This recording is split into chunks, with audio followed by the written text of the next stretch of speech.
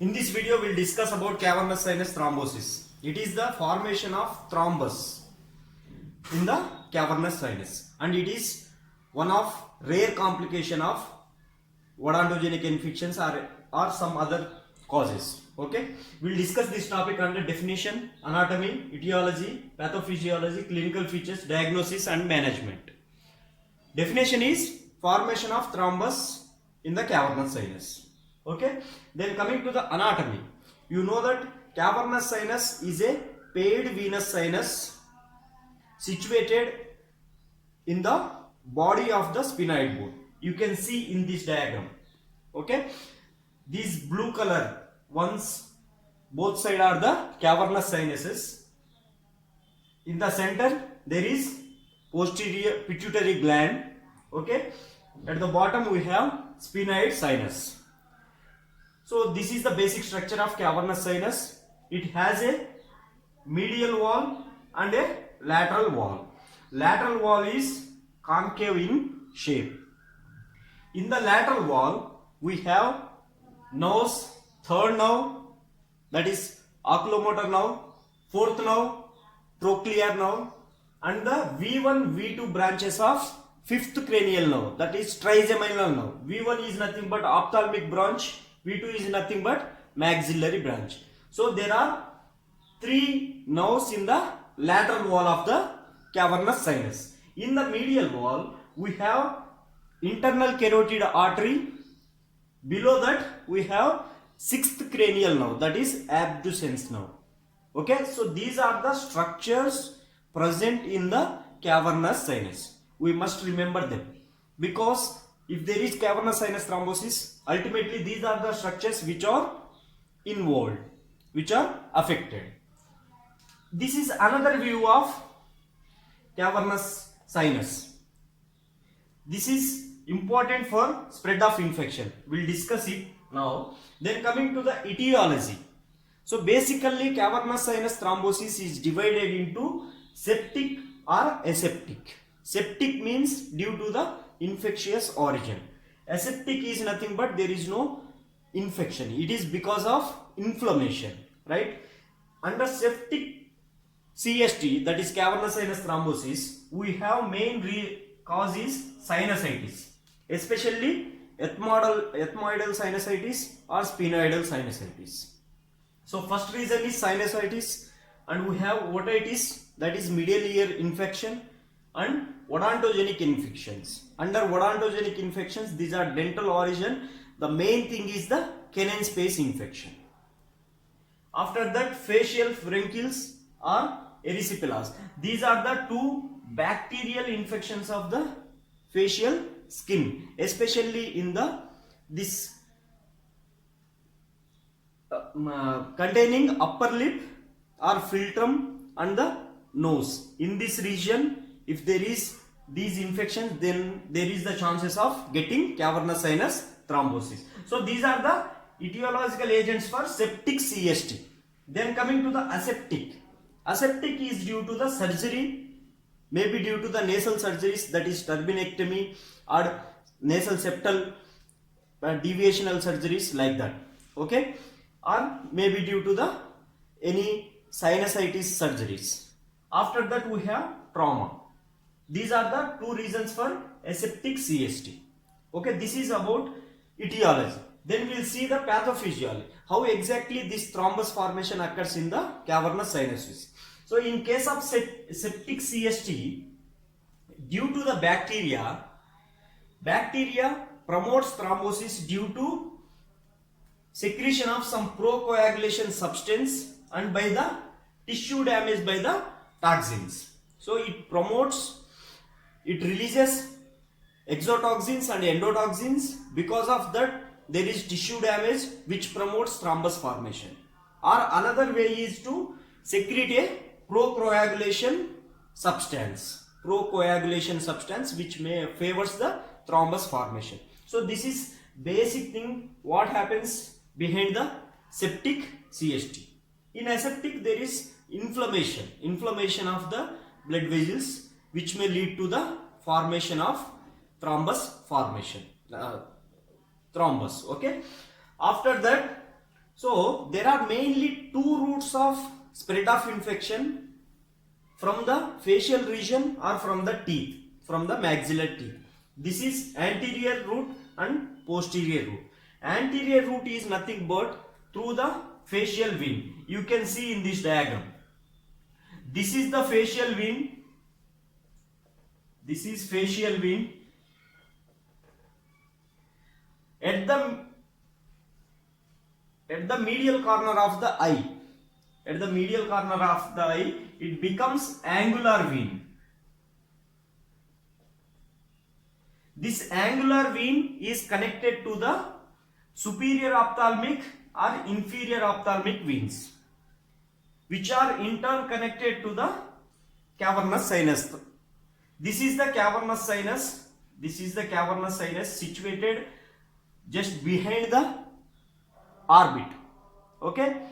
So this is important because the primary clinical features are seen in the behind area of the globe only. Okay. So the first anterior route is facial vein, which is connected to the angular vein.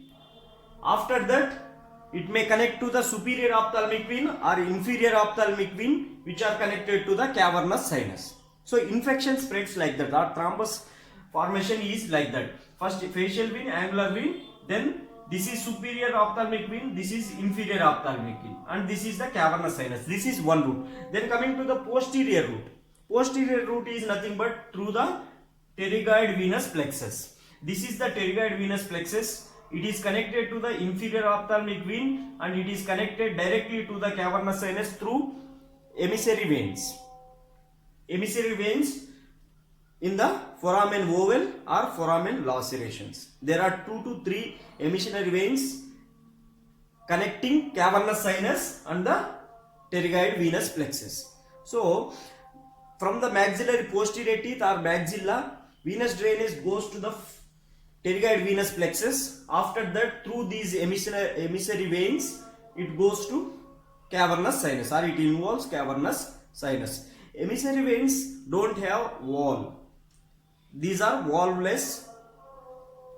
So there is blood flow in both the directions. Right? So this is the posterior route. Now we will discuss about clinical features.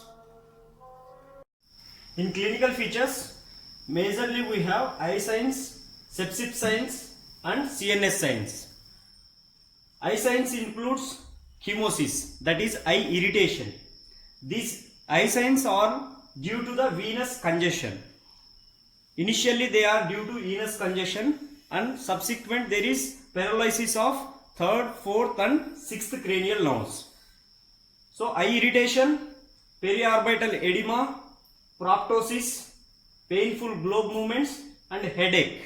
Headache is positioned mainly in unilateral side along with the frontotemporal region and in the retrobulbar position. So these are the eye signs, initially due to venous congestion, subsequently due to paralysis of cranial nerves, and after that sepsis signs, that is due to the infection. Picket-Finch fever, that is sudden rise of fever and then temperature will come down. After that there is another attack. So initially fever precedes with the chills, that is first patient will feel chills, after that he gets high temperature fever, after that temperature will come down with sweating, and after that again there is another attack of fever, and tachycardia, hypotension, these are the signs of sepsis. And after that CNS signs, these are seen in advanced cases, that is when disease progress. So initially there is meningitis sign, that is evidence of meningitis. You can see Cavernous sign or Bruggensi's sign. Cavernous sign is nothing but inability to straighten the knee when the hip is flexed 90 degrees. And Bruggensi's sign is nothing but, this is the nuchal rigidity. Due to nuchal rigidity, that is stiffness of neck muscles, If we want to flex the neck, then there is involuntary flex of hip and knees also along with the neck. So these are the signs of meningeal irritation. If the disease progresses, then coma and death may follow. So these are the main clinical features. After that, we have to diagnose the cavernous sinus thrombosis. There is something called as Eagleton's criteria. He gave 6 criteria, 6 features to diagnose cavernous sinus thrombosis. First one is known site of infection, and there is septicemia, that is blood infection, and signs of venous congestion, and paralysis of 3rd, 4th and 6th cranial nerves. This will lead to the eye signs.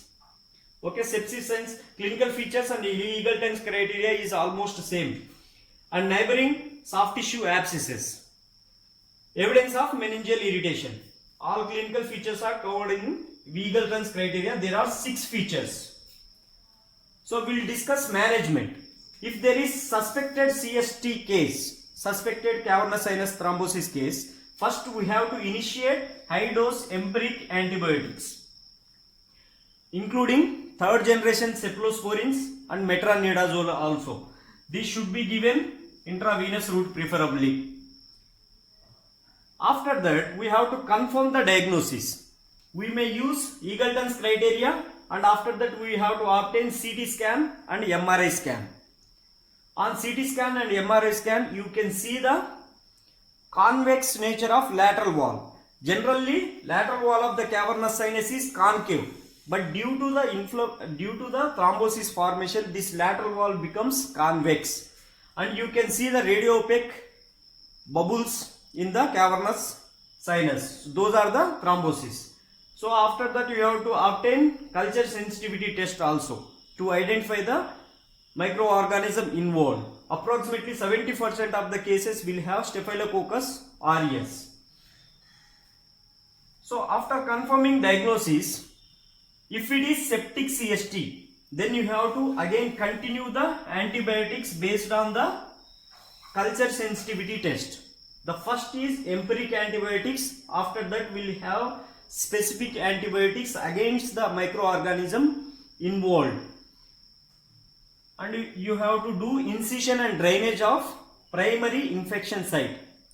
For example, if there is canine space infection, then you have to do the incision and drainage of canine space infection. So there is abscess drainage along with the pus can be collected for culture sensitivity test. And IV unfractionated heparin. Heparin is anticoagulant. So it prevents further progression of thrombosis or further development into the deep vein thrombosis. First, before going for heparin, you have to rule out any hemorrhagic events. If there is any intracranial hemorrhagic events, if there is intracranial bleeding, then you shouldn't give heparin. If there is no bleeding only, you should give heparin.